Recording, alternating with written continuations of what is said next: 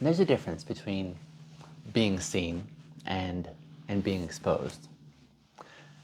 The one leaves you feeling understood and strengthened by that connection, whereas the other one leaves you feeling raw and unsettled and maybe even ashamed that you opened up your mouth in the first place. And the gap between these two outcomes is, I think, the gap between vulnerability and oversharing. And knowing the difference can make or break not only your relationships, but also your sense of safety in this world that we take up space in. Vulnerability is intentional. It's measured. It's built on this foundation of trust. Trust in the person that you're talking to, trust in yourself to choose wisely what you're giving away. It's saying, here's a part of me that matters. And I believe that this relationship can actually hold this without harm. Whereas oversharing is different. It's more impulsive. It's unfiltered. It's revealing more than the situation, right? It reveals more than the person can maybe even handle or carry. On the surface, I would say they both look identical. They both involve telling the truth about yourself. They both involve risk, and they can make you feel uncomfortable. But the differences live in the motive, the audience that you're talking to, and also the purpose for why you're sharing. I think a lot of young men today are caught in this tug of war, right? On the one side, you have the old script that says, man up, don't share, like no one cares about your feelings. And then on the other side, we have this modern push to be vulnerable, to put it all out there. The total openness is the path to connection, right? And I think both of these extremes miss the mark. Silence, on the one hand, starves your relationships, and radical, unfiltered openness can drown them. And the real missing ingredient here, I think, is discernment. Discernment is what helps you decide not only what to share, but when and how and with whom. It's what keeps your openness from turning into regret. And it's also what protects your integrity while still allowing you to invite others into your world. Because here's the truth. Not everyone in your life should really get the same level of access to you. See, that's not dishonesty, that's wisdom. Think of your inner life like a home, if you will. So some people can visit your front porch. This is the casual zone, right? The how's it going kind of small talk space. And then a small group will step into your living room where it's comfortable, it's warm, but it's still curated, right? And a very select few will get to sit with you in the back room where the walls hold your deepest conversations, your hardest truths, your most unguarded self. See, vulnerability is like inviting someone into that back room because they've earned it.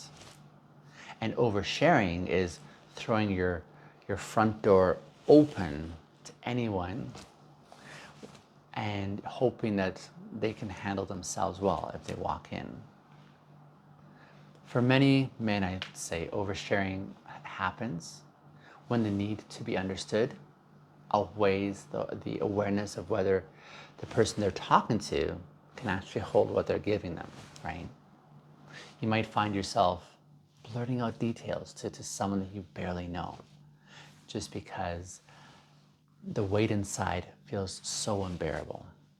Or you might dump everything in an online post, forgetting that the people reading don't really have the history or the trust or the relationship to hold your story carefully. And the problem isn't that you've shared, it's that you've placed something precious in a space that perhaps can't protect it. And the aftermath of that can sting. You might feel regrets, right? This happens when you're replaying the conversation over and over and wondering, why did I go that far? You might feel resentment toward the person, even though they never probably asked for that level of intimacy, right? You might even question your own judgment and think, oh, maybe I should never open up again. This is why some men swing from oversharing straight into shutdown mode, deciding that any sharing is too risky. But the solution isn't to close the gates forever, though, is it? It's to learn how to open those doors intentionally. So here's a good way to think about this. Vulnerability should feel more like a bridge, not a flood. A bridge it's designed to connect 2 points in a way that they can handle the weight, right? Whereas a flood is uncontrolled.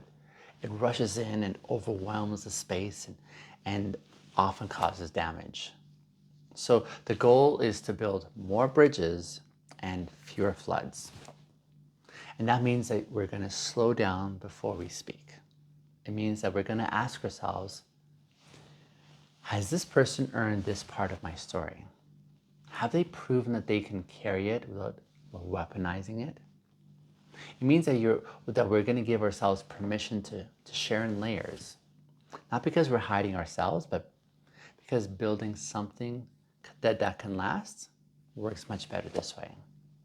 So if you've been burned by oversharing before, you already know that how intimacy can feel like exposure.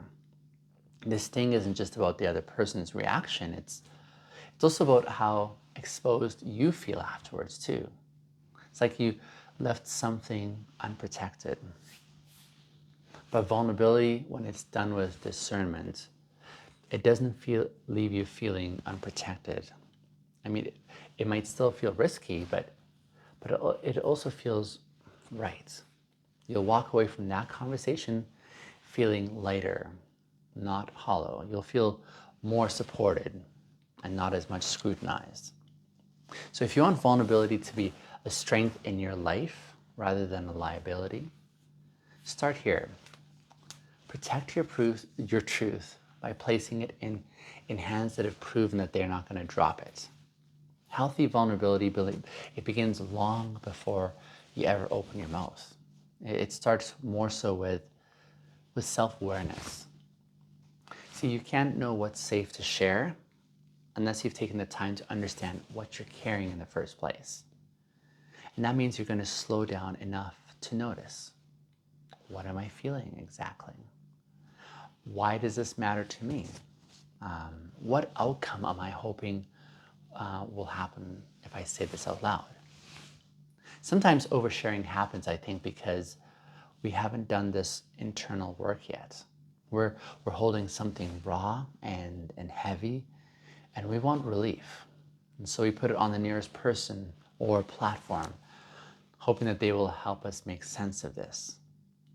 And the problem is, what's unprocessed for us can often land as chaos for others.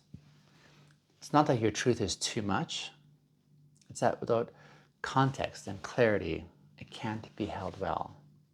Sharing without processing is like handing someone this tangled ball of wires, expecting them to fix it without really telling them what it's even connected to in the first place. Even if they wanted to help, they really don't have the full picture at all. So self-awareness isn't about polishing your story until it's perfect. It's about knowing enough about yourself that you can choose how to share it in a way that's fair to you and fair to the person that you're sharing with. It's about protecting the conversation from turning into this dumping ground that leaves you feeling exposed rather than feeling supported. And the second part of healthy vulnerability is knowing your audience. See, not everyone is the right person for every piece of your truth. Some people, like I said earlier, are porch people. They get the casual updates and the surface level connection. And some people are your living room people. They can sit with you in deeper conversation, but they may not have the capacity for your most sensitive truths. And then you've got your backroom people, the ones who have consistently proven that they can be trusted with the most fragile and important parts of you. The danger comes when you give backroom access to the porch level relationships. See, that's when vulnerability turns into exposure. Not because the truth was wrong to share in the first place, but because the container wasn't strong enough to hold it. A relationship's depth is not measured by how long you've known someone or how fun they are to be around. It's more so measured by how they respond to the smaller disclosures that you've already made to them. Do they handle them with care? Do they honor them with confidentiality? Do they respect your boundaries? If the answer is no or you're unclear, you have the answer about how deep to go with this individual, right? And the third part about this healthy vulnerability is pacing yourself. Vulnerability works well in layers, not in dumps.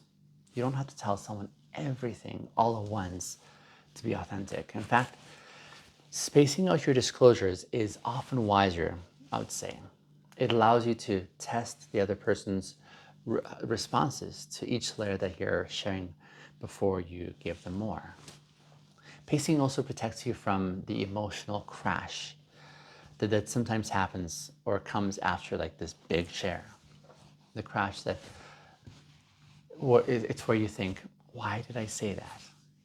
And it often happens because you may have leaped too far or too fast without enough trust to have sustained that share. And here's the thing, pacing is not dishonesty. It's not holding back in a manipulative way. It's giving the relationship a chance to grow into its capacity.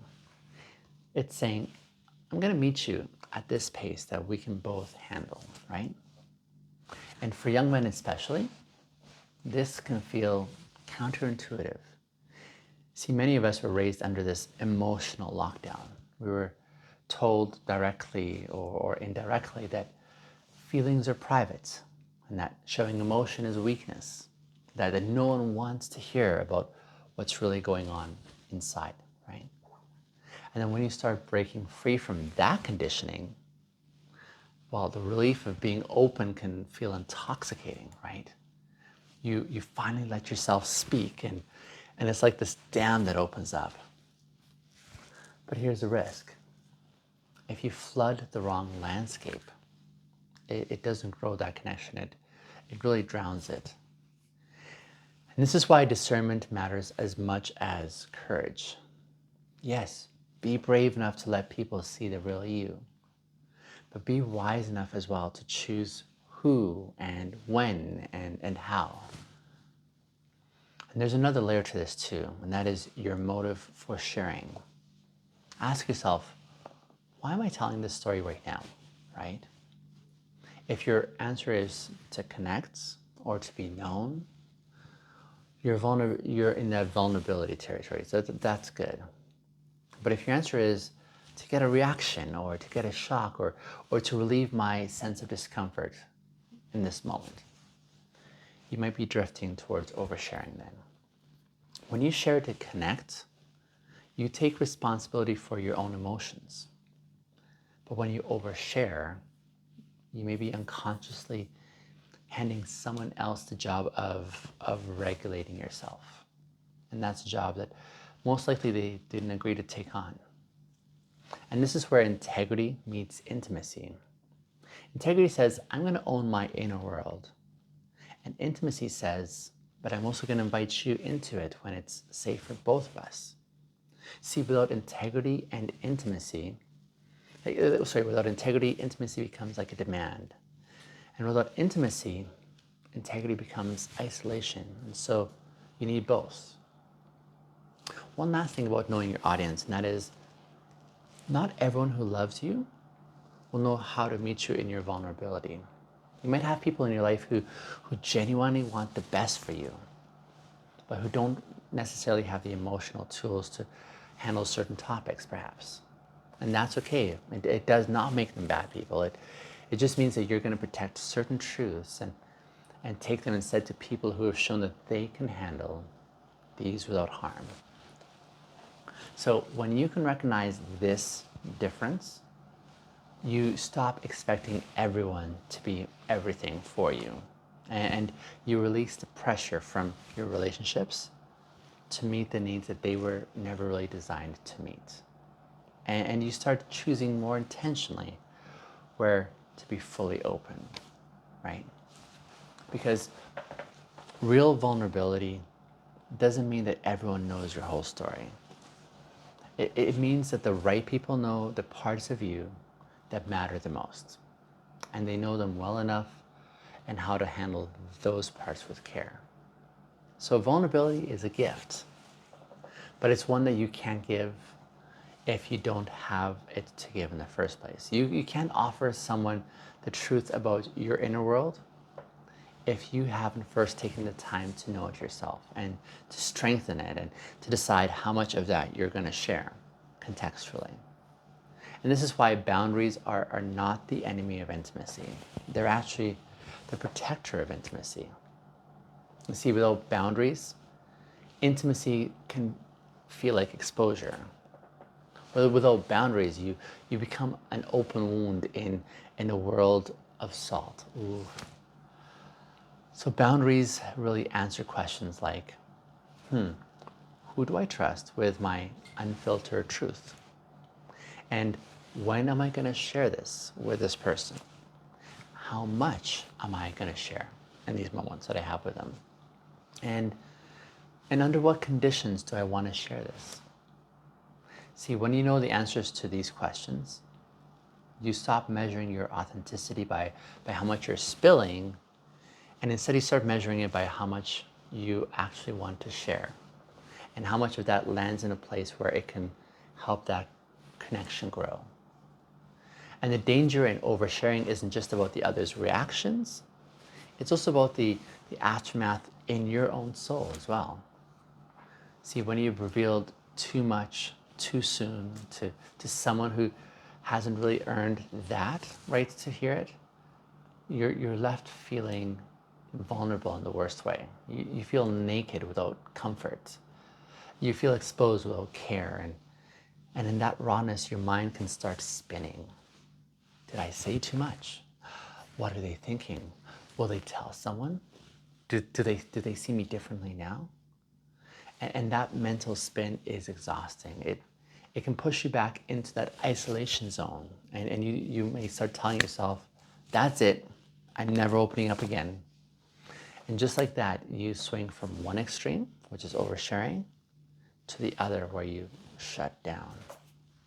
And this pendulum swing is common, especially for young men who are just starting to push past the walls that they were told to keep up, right? So it's easy to think, if being open feels this bad, I'm just going to go back to being closed. But the truth is, you don't have to choose between being a locked vault or a leaky faucet. There is a middle ground, one where you can be real, but also wise as well. Here's the thing, most people won't realize this, and that is that vulnerability is less about the amount that you're sharing and more about the accuracy of what you're sharing. If you're sharing in a way that reveals your inner reality, like in a truthful and appropriate way, and you're doing this to the right people, a single sentence can still be powerful. On the other hand, you could pour out an entire story and reveal almost nothing real about yourself if it's framed to protect your image or to manipulate the listener's perception. Oversharing, I would say, often happens when the goal is reaction and not necessarily a deeper relationship. Vulnerability, by contrast, has a deeper goal, and that's connection. And this is why integrity plays such a crucial role here. Integrity is what keeps your sharing anchored to your values. It's what keeps you from distorting your story just to get sympathy or attention. It's what makes sure your disclosures are motivated by honesty and not by this subconscious attempt to control how someone else feels about you. Integrity says, this is what's real for me right now, and I'm choosing to share it because it matters. It's steady, it's intentional, it's not swayed by the temptation to impress or shock or perform. And for young men especially, integrity in vulnerability is the antidote, I would say, to cultural extremes that we're fed. On the one side, you're told to be invulnerable, stoic, unshakable, a figure who never shows any cracks. And on the other hand, you're told to pour out everything for authenticity points, right? Even when there's no safety in that space that you're pouring into. And both extremes lead to loneliness. But the middle path, integrity plus intimacy, leads to being truly known. Here's a practical way to find this middle path. Before you share something personal, run it through these quick filters. I think there's about 3 of them. Number 1, is it true? Am I sharing my reality and not an exaggeration or a minimization? Number 2, is it timely? Is this the right moment, or do I need more time to process this first? And then number 3, is it safe? Is this person that I'm telling this able to handle what I'm sharing without harm for either of us? If the answer to all of these 3 is yes, you're in a good place to share. If not, it doesn't mean you're hiding it. It just means you're stewarding your story. And that stewardship is part of self-respect. Oversharing often comes from an unspoken hope that the more someone knows about you, the more they will care. But real care does not come from volume. It comes from trust. And trust is not built by giving someone everything all at once. It's built by giving them a little bit at a time and seeing how they hold that. And then deciding if you want to give them more. And when you do it in this way, in this layered way, you actually are increasing the intimacy over time, because with each disclosure, it's grounded in evidence that the other person can be trusted with it.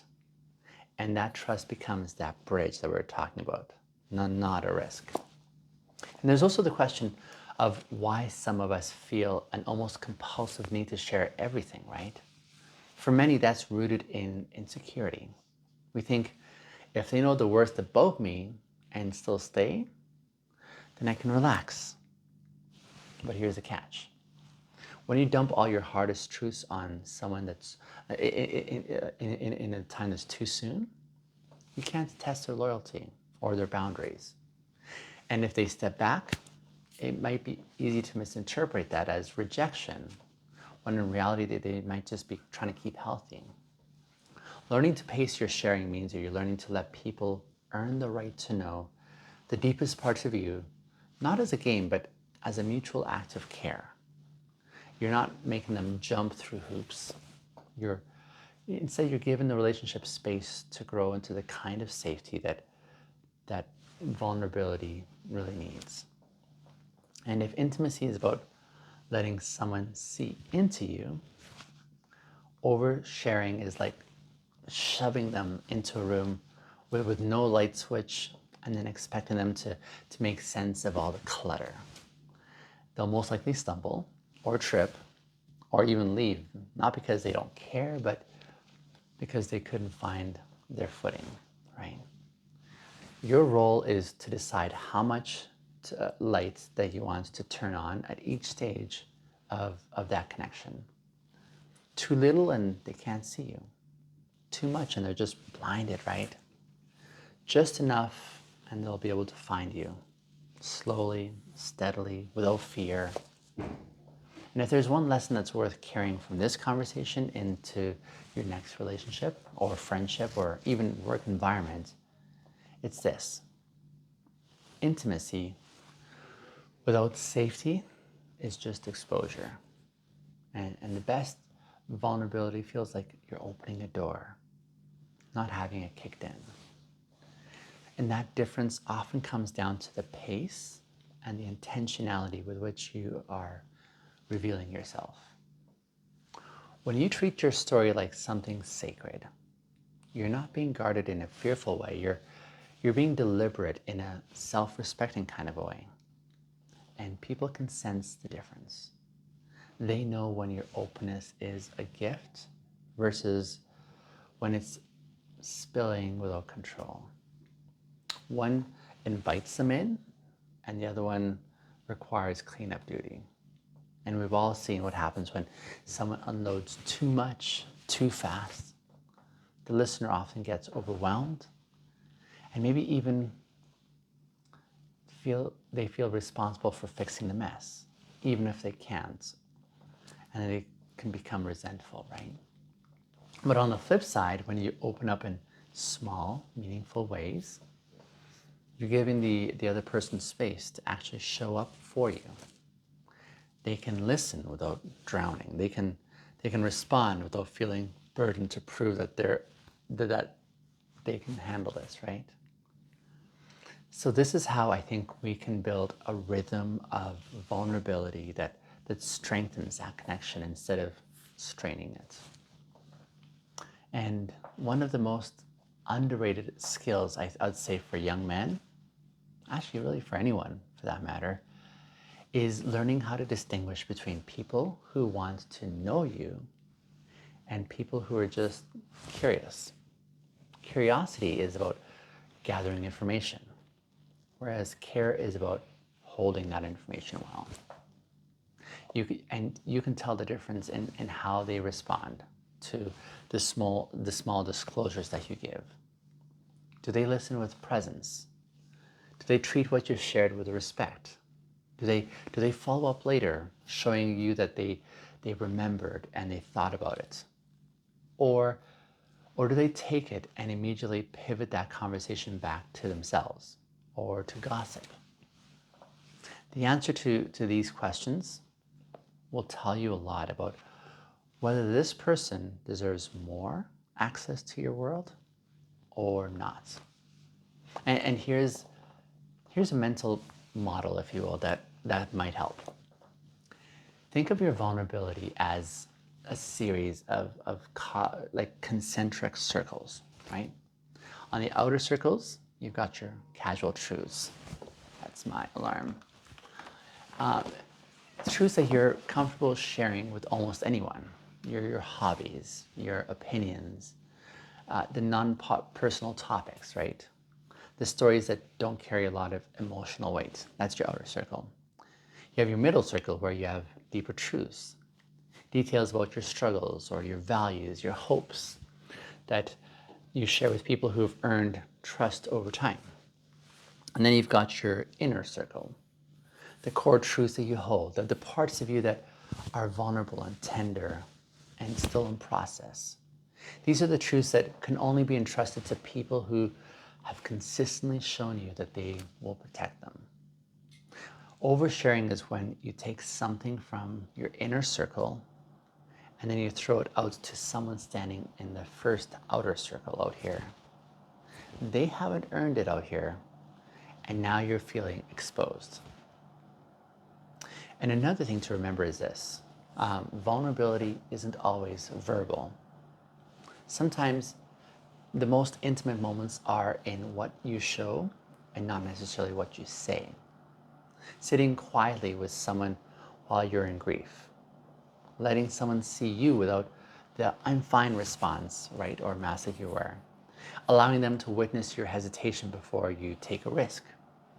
These are all vulnerable acts. Oversharing, in contrast, is almost always verbal because it's driven by the need to tell rather than to connect. And while words are powerful, they can lose their impact when they are not anchored in trust and mutual respect. So I want to pause here and maybe talk to the younger version of myself, for example, and maybe the younger version of you by extension. There was a time when I mistook intensity for an intimacy. I thought the fastest way to prove that I was real was to throw my heaviest truths on the table immediately. Sometimes I did this to test if someone could handle me.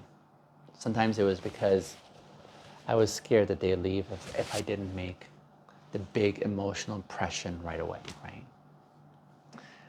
And looking back, I would say that I see that I was really doing, like what I was really doing was asking others to carry parts of me that hadn't learned, that I hadn't learned how to carry for myself. And that wasn't fair to them or to myself. And the relationships ended because of these traumatic disclosures, that they weren't really built brick by brick, and they weren't matched by these evidences of safety over time. It's this slow build that can give the foundation that both sides can really stand on, right? The truth is, you don't have to be fully seen all at once to be loved. In fact, I would say it's almost better if you're not. Love and trust grow in layers. So imagine someone handing you a book and telling you that every page is precious and deeply personal. But then they dump all the pages on the floor out of order. You wouldn't know where to start, right? And you might even feel frustrated trying to piece together all these really important pages. That's what oversharing can feel like for a listener. But by contrast, if you hand that book one chapter at a time to the person, and each in order, you not only understand them better, you value it more. You see the arc in that story, and you grow invested in, and you want to keep reading, right? So here's the bottom line. Intimacy is about mutual discovery, not just disclosure. It's about creating a space where both people feel safe enough to be known, and where that safety isn't reinforced by oversharing. It's like vulnerability with care. Oversharing skips that step and doesn't create a cultivated space where you can grow together. But when you slow down, something really beautiful happens, and that is the intimacy that you experience becomes richer and deeper and more sustainable. And you're not constantly bracing for regret or replaying conversations in your head, wondering if you've given away too much. You can actually rest with confidence that what you shared was in the right moments and in the right relationship. So as you move forward, whether in dating or friendships or family relationships even in the online world, I would say this is pertinent. Remember that you're not under any obligation morally to hand out your soul to everyone who asks for it. Your vulnerability is a privilege and not a public resource. And the people who deserve the deepest parts of you will earn them. Not because they demanded them, but because they proved through their actions that they can be trusted with these parts of you. And this is how I think we protect ourselves without hiding. This is how we stay open without being emptied. And this is how we turn vulnerability into a bridge for connection, not into a wound for exploitation. I hope this episode has served you well, something that I've had to learn through hard experience as well. Let me know in the comments how it landed for you. I'd love to hear how this resonated. See you in the next episode.